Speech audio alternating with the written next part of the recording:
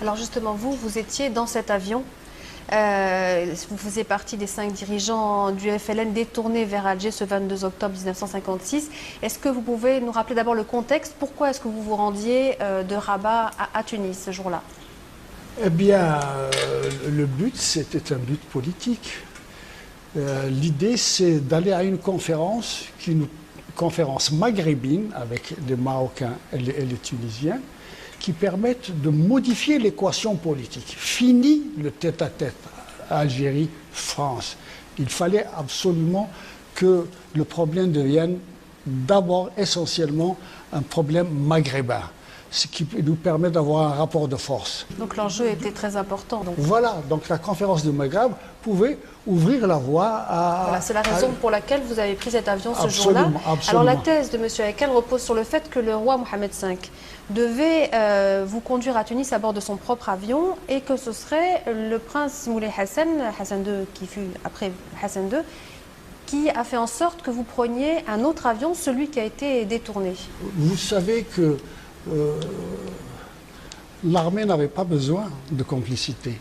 Depuis le 1er novembre, l'armée cherchait à décapiter la direction du FLN pour désagréger les structures qui combattent en Algérie. Le SDEC était sur place. Il n'avait pas besoin de complicité. Le SDEC était sur place aussi à Tunis, il était sur place au Caire. C'est là-bas qu'ils ont essayé de décapiter le bureau du Maghreb. Donc, il était exclu qu'il y ait une complicité au sein du pouvoir marocain, puisque le prince héritier Hassan II a transmis au roi Mohamed V ma crainte lorsqu'ils ont décidé que nous partions ensemble dans le même avion que le roi. Vous n'étiez pas d'accord là-dessus? Je n'étais pas d'accord, je les ai mis en garde contre les risques courait le roi Mohamed V. Vous aviez-vous suggéré de prendre un deuxième avion, de ne pas voyager en même temps? Absolument, c'est moi qui ai suggéré. Oui. Et bon, il est évident que la responsabilité incombe au SDEC d'ailleurs. Les préparatifs de l'enlèvement sont assez parlants. Alors justement, on y revient. Au cours de ce vol, donc le DC-3 d'Air Maroc atterrit à Alger au lieu d'atterrir à Tunis, ce qui est une surprise. Et puis là, c'est l'armée qui vous attend et qui vous arrête. Les 5 donc, dirigeants du FLN qui se trouvaient à bord de cet avion. Quel était l'objectif principal de la France en réalisant cette opération? Ne parlons pas de la France, l'objectif de l'armée. Parce qu'en fait, c'est l'armée qui avait je dirais, le monopole d'en finir avec la révolution algérienne. Donc ils ont de tout temps essayé, d'un côté, de faire des offensives dans les montagnes, mais en même temps d'en finir avec la direction extérieure. Et en vous nous arrêtant, ça pouvait désagréger totalement l'organisation intérieure. C'était décapiter un peu la tête, enfin décapiter le FLN à ce moment-là. Voilà. Alors nous avons retrouvé une émission, Les Dossiers de l'écran, à laquelle vous avez participé, c'était en 1982 sur la 2e chaîne française. Regardons ensemble un court extrait de l'intervention de Max Lejeune, qui était en 1956 secrétaire d'État français aux forces armées. Il s'agissait de quoi? Il s'agissait de l'interception d'un avion. Interception qui était demandée par le général commandant en chef en Algérie et par le général commandant la région aérienne de Nord d'Afrique. Hein, Brandon. Il fallait une réponse tout de suite. J'étais secrétaire d'État à la guerre, chargé de suivre les opérations militaires en Algérie. Comme j'ai dit au président de la République, quand il m'a dit « Expliquez-vous, monsieur le secrétaire d'État », je lui ai dit « Monsieur le Président, vous m'avez choisi comme ministre chargé de faire ce que j'appelle, moi, la guerre en Algérie, car c'est une guerre, c'est pas une opération de maintien de l'ordre. J'envoie tous les jours des soldats du contingent en Algérie. Je vais derrière eux sur les théâtres d'opération. Je les décore de la médaille militaire en votre nom quand ils sont sur une civière étendue, inerte. Et vous auriez accepté que je laisse, moi, passer cet avion alors que les militaires en réclamaient l'arraisonnement. Je dis que n'importe quel ministre n'aurait pas pu donner un autre ordre que celui que j'ai donné. Il ne pouvait que couvrir les militaires. Alors, regardons aussi toujours dans ces dossiers de l'écran le journaliste écrivain Raymond Tournoux. Le général Frandon, commandant la 5e région aérienne, qui a joué un rôle capital, beaucoup plus que l'armée de terre dans cette affaire, qui, nous avons pensé, porter un coup terrible à la rébellion. Alors, que pensez-vous de ces deux déclarations? Eh bien, la stratégie fondamentale de l'armée qu'exprime Max Lejeune et même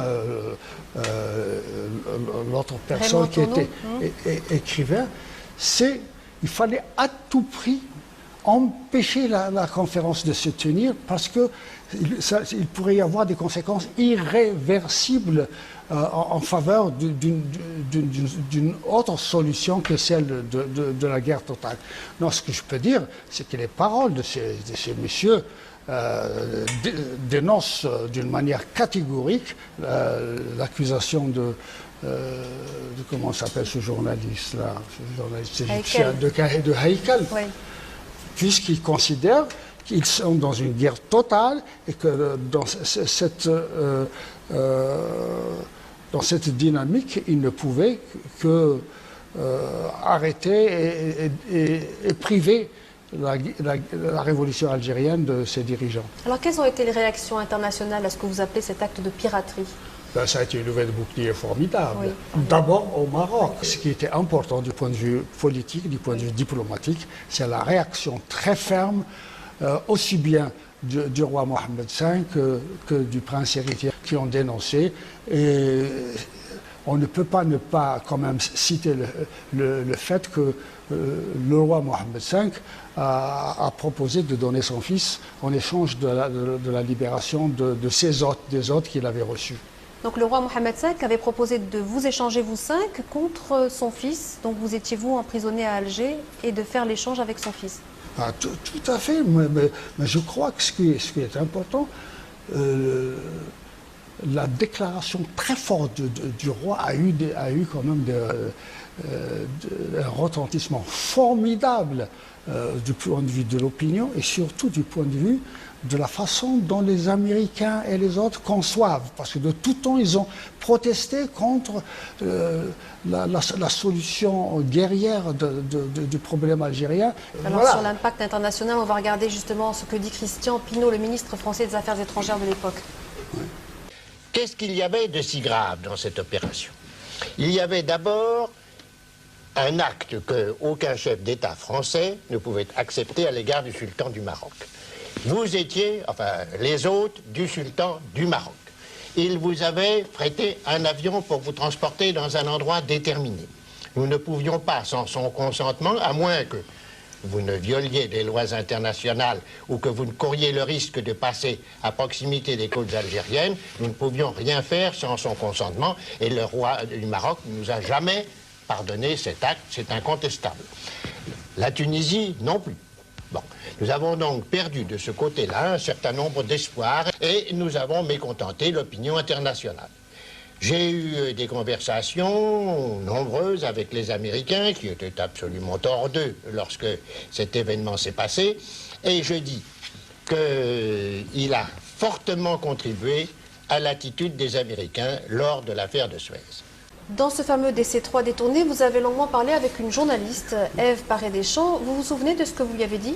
Je me suis confié en disant maintenant l'affaire de l'indépendance de l'Algérie, ce n'est plus le monopole des Algériens, c'est le Maghreb. C'est une nouvelle stratégie.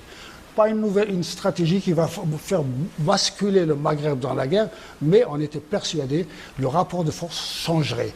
Vous voyez, le général de Gaulle sait très bien pourquoi il en est venu à mettre fin à la guerre. C'est parce que du point de vue international, du point de vue militaire, les choses risquaient d'y aller.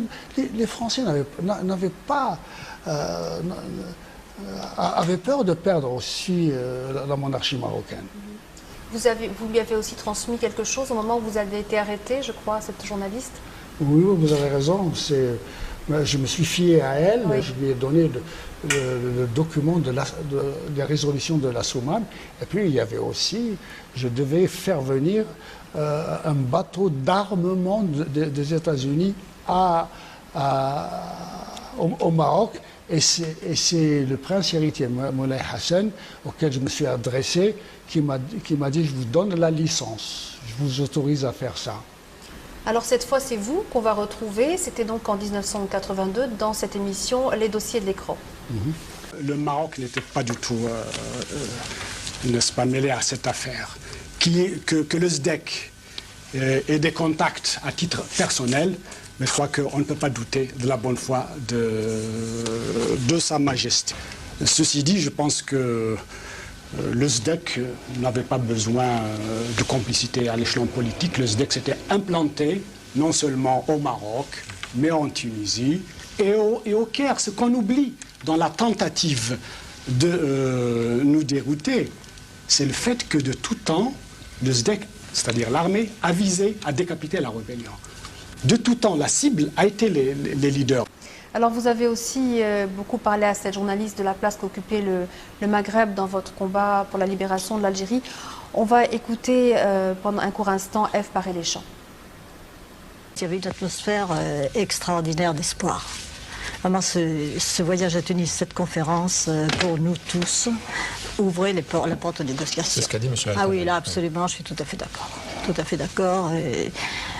M. Haït Ahmed se souvient de l'atmosphère qu'il y avait à ce moment-là. Et vraiment, nous attendions beaucoup. Et en France aussi, on attendait beaucoup, je sais, de cette conférence. Le Maroc avait besoin de cette conférence, avait besoin de la paix. La Tunisie avait besoin de la paix. Ils étaient prêts à tout faire, ils l'avaient montré. Les Algériens étaient prêts à négocier. C'est M. Haït Ahmed. Les conversations que nous avons eues à Rabat avec le roi Mohamed V ont été très utiles. Nous avons des bases sérieuses pour une solution d'ensemble qui pourra être proposée à un gouvernement vraiment désireux de négocier. Il n'y a pas une solution marocaine, une solution tunisienne, une solution algérienne. Il y a une solution nord-africaine parce qu'il y a un problème nord-africain. Nous ferons une fédération des 3 pays d'Afrique du Nord. Oui, nous voudrions faire une fédération des 3 pays d'Afrique du Nord et après conclure avec la France une alliance étroite. Est-ce que vous rediriez la même chose aujourd'hui de la place qu'occupait le Maghreb dans votre combat pour la libération de l'Algérie? Est-ce que vous appelez cet acte de piraterie? Bien évidemment, bien évidemment. Vous savez, on ne peut pas tromper tout le monde et tout le temps. Et ce qui est important, c'est de remettre au peuple et aux individus le destin du Maghreb. Merci beaucoup d'avoir été notre invité aujourd'hui. Nous étions à l'Institut du monde arabe. Restez sur Mediasat, la suite des programmes dans quelques instants.